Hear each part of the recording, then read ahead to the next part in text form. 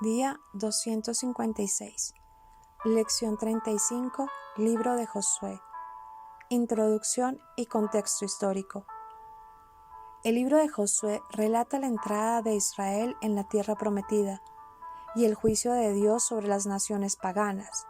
Se trata, por lo tanto, del fin de la historia de la redención que había comenzado cuando Dios sacó a su pueblo de la esclavitud en Egipto.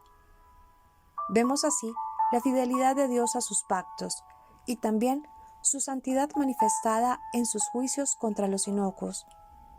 Podemos decir que el libro de Josué ilustra la historia de la salvación que finalmente halla su pleno cumplimiento en Cristo. La misión de Moisés se había acabado en el monte Nebo, como lo vimos en el libro del Deuteronomio. Moisés había sido llamado por Dios para guiar al pueblo y hacer que pasaran de la esclavitud de Egipto hasta las puertas de la tierra prometida. El pueblo está, pues, allí, frente a esa tierra que Dios le da en herencia, y en ese momento es Josué, el primer Jesús, quien va a introducir al pueblo en la tierra prometida. Josué y Jesús en hebreo tienen la misma grafía. Este es un libro histórico. Plantea como idea principal la conquista de la tierra prometida de Israel, siendo instrumento de juicio. De un total de más de 1 millón de personas, recordemos que Josué y Caleb fueron los únicos que salieron de Egipto y entraron en tierra prometida. Se menciona que el libro fue escrito por Josué en los años 1250 a 1400. Este libro fue escrito a sacerdotes, a Israel, a extranjeros y a nosotros. Y la razón principal por la cual se escribió es para recordar que Dios cumple sus promesas a pesar de nosotros. Deuteronomio, capítulo 32, versículo 6.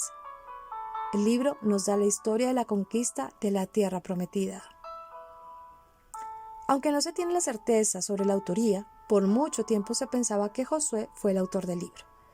Pero a partir del siglo XV, algunos señalan que lo más probable es que quien escribió el libro fue Samuel. Otros hablan de un autor desconocido que fue testigo de la conquista.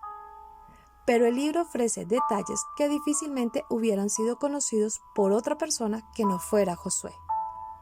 Las evidencias internas hacen más probable que a lo menos el material básico fuera escrito en su época. No hay razones válidas para desechar la posibilidad. Entonces, de que el autor básico fuera Josué, es cierto, y se sugiere una fecha probable de su composición entre los años 1400 a 1370 a.C. Pero algunos eruditos opinan que el libro de Josué, Jueces, Samuel y Reyes formaban parte de una misma colección de obras históricas, lo cual haría variar la fecha de su composición o compilación final. Algunas características del libro. Es una obra de carácter histórico, en la cual se trata de describir la forma en que se llevó a cabo la conquista de la tierra de Canaán. Es una continuación de los eventos descritos en el Pentateuco. La obra está escrita con bastante coherencia en cuanto a estilo. Debe notarse que aunque Josué es el protagonista de los relatos, en realidad el énfasis está sobre la historia de su pueblo. Contexto histórico. El libro de Josué lleva ese nombre en honor de uno de los 2 espías que más tarde llegó a ser sucesor de Moisés. Josué, como líder político, religioso y militar, condujo a los israelitas en el cruce del Jordán.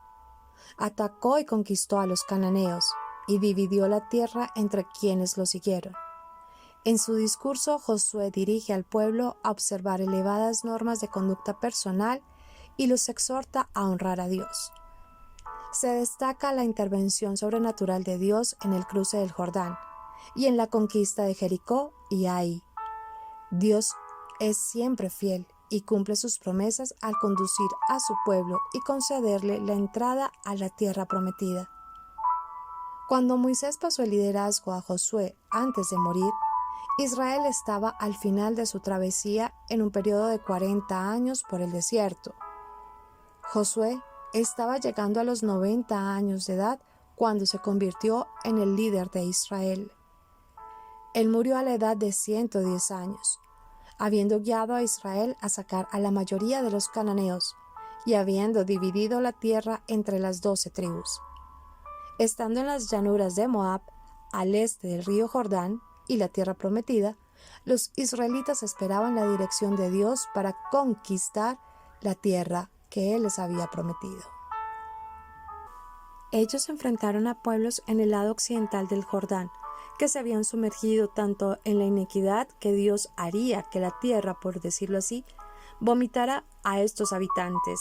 Levítico capítulo 18, versículo 24 y 25. Él le daría a Israel la tierra por conquista, primordialmente para cumplir el pacto que Él le había dado a Abraham y a sus descendientes, pero también para juzgar justamente a los habitantes pecaminosos. La posesión por mucho tiempo atrás de diferentes partes de la tierra, por parte de varios pueblos, se remontaba aún antes de la época de Abraham. Sus habitantes habían continuado en un declive moral en la adoración de muchos dioses hasta el tiempo de Josué. Recordemos, el libro de Josué ocupa un lugar estratégico. La primera división del Antiguo Testamento se compone de Génesis a Deuteronomio y es conocida como la Ley. El libro de Josué es el primer libro de la segunda división, conocida como los libros históricos.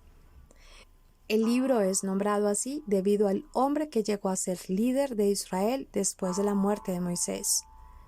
Josué nació en la esclavitud egipcia.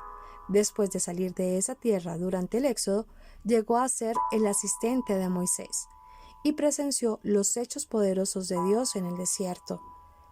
En este libro se registra que después de la muerte de Moisés, Josué repartió los territorios a las tribus de Israel. Puesto que el éxodo de Egipto ocurrió alrededor del año 1446 a.C.